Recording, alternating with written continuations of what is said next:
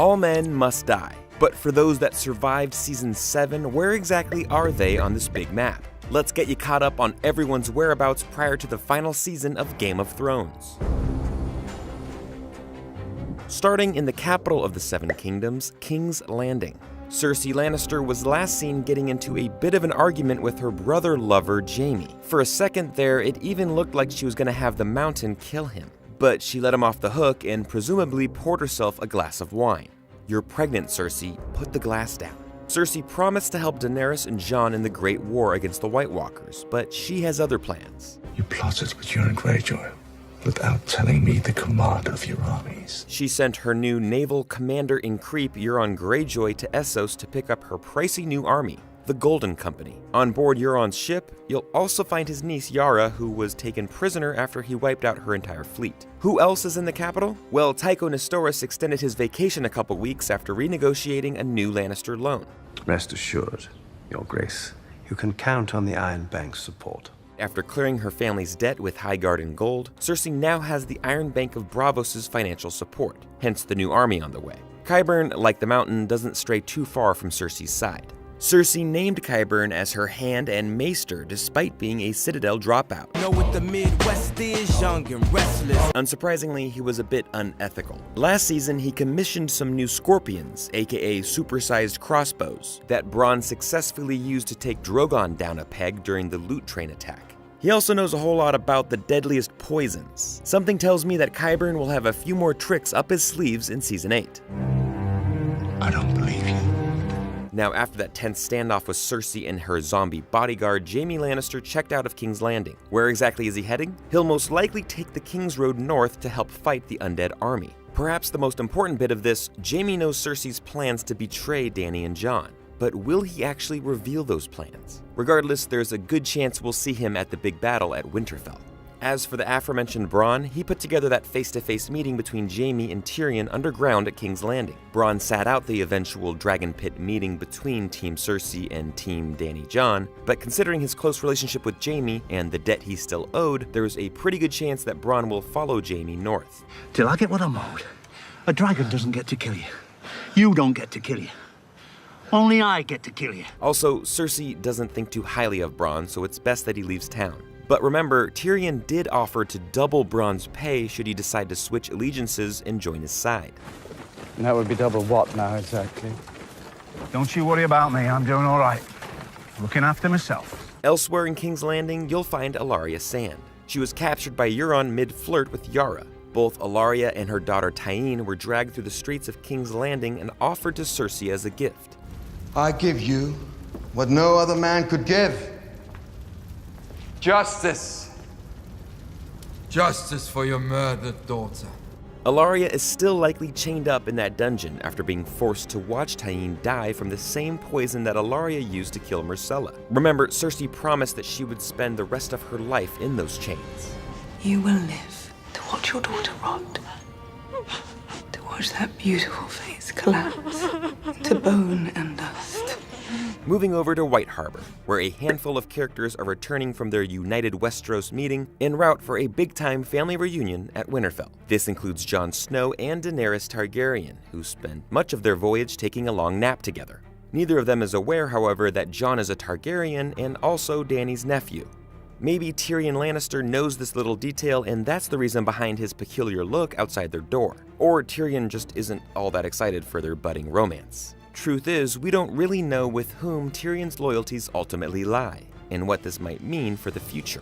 After successfully coming to Sansa's aid and returning her to her rightful home in Winterfell, Brienne of Tarth helped Arya brush up on some sparring skills, like she even needed it. Brienne then joined Jon and Dany on their trip down to King's Landing, where she reunited with the Hound for a quick chat about Arya. "Who's protecting her if you're here?" The only one that needs protecting is the one that gets in her way. It won't be me. Brienne also pleaded with Jaime to persuade Cersei to join the North in their fight against the White Walkers. Both her and her squire Podrick are en route to Winterfell, as is Sir Davos Seaworth. Davos helped smuggle Tyrion into King's Landing for that initial meeting with his brother Jaime, and was also able to track down Gendry and recruit him for the fight up north. Now, Davos isn't much of a fighter himself, so he sat out that adventure north of the Wall, but he accompanied the crew for their Dragon Pit meeting in King's Landing, and he wasn't a fan of how it went. I wish I hadn't done that. Other notable characters en route to Winterfell: the marathon-running blacksmith Gendry, the slithery Varys, a grayscale-less Jorah Mormont, the Hound, and my favorite couple in the Seven Kingdoms, Grey Worm and Missandei. Of course, Gendry, Jorah, and the Hound helped bring that white to King's Landing, and during that meeting, the Hound was able to get in a few words with his big bro, the Mountain, who, unsurprisingly, gave him the silent treatment. Doesn't matter. It's not how it ends for you, brother. You know who's coming for you. You've always known. On to Winterfell.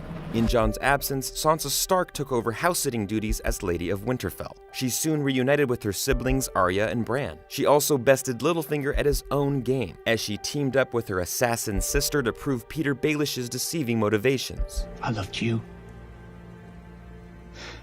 more than anyone. And yet he betrayed me. As for Arya, she was busy on her Stark revenge tour in Season 7. It started with the entire Frey family and ended with Littlefinger's slit throat. Something tells me that she won't be slowing down this season. Last we saw, Sansa and Arya were sharing a nice chat about their dad as winter officially and finally came. I miss him.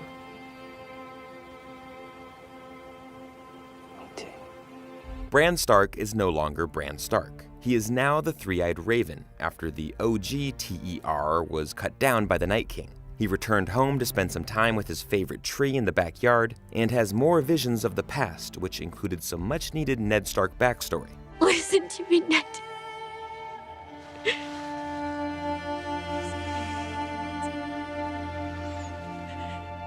If Robert finds out you'll kill him, you know he will.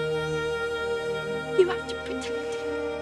Littlefinger gifted him with the same Valyrian dagger that was used in his own attempted murder way back in Season 1. And when we left him, he just caught up with Sam Tarly. I became the Three-Eyed Raven. Oh. They pieced together the puzzle that Jon Snow is no Snow, nor a Stark. He's Aegon Targaryen, the son of Lyanna Stark and Rhaegar Targaryen. Speaking of Sam, he too became a Citadel dropout. After realizing he didn't have any more time to waste in literal human waste. But before we left Old Town, Sam cured Jorah of his grayscale, and with the help of Gilly, discovered that Jon's parents were a legit couple and even had a secret marriage. In other words, Jon's no bastard.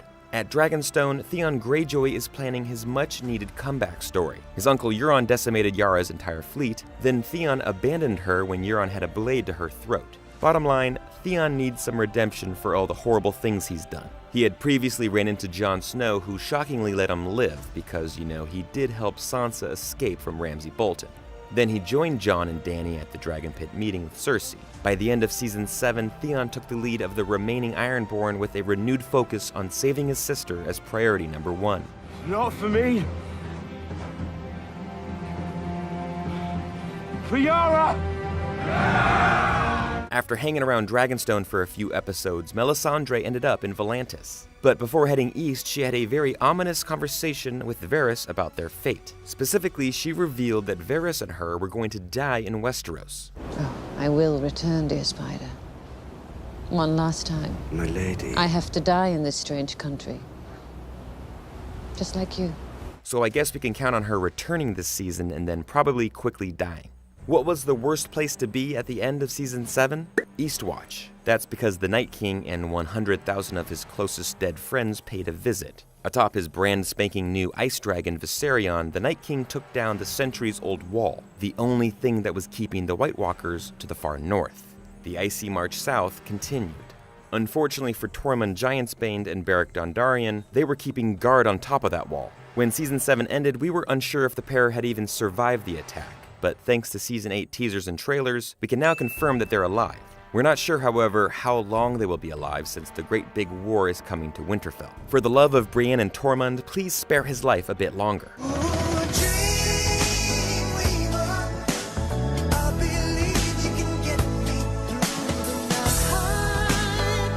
As for Beric's buddy Thoros of Myr, unfortunately, he didn't make it back alive from white hunting. He was viciously attacked by a zombie snow bear and ended up freezing to death. Rest in peace, Thoros.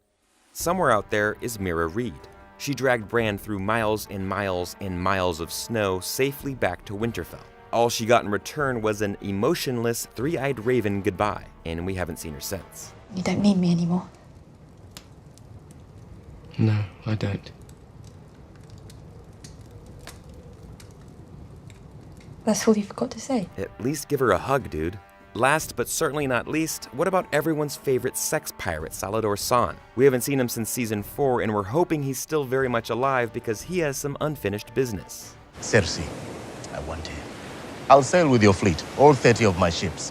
And if we don't drown at the bottom of Blackwater Bay, I will this blonde queen and I'll her well. Oh, he's definitely returning. Cersei's biggest advantage might be at sea after Euron demolished Yara's fleet. Perhaps this pirate could pose a formidable challenge to Euron on the open water and in Cersei's private chambers. GameSpot of Thrones is coming back for the final season. We'll be breaking down every single episode of Season 8, so make sure you're subscribed. Hit us up in the comments and let us know your predictions for the final season. Thanks for watching, and we'll see you soon.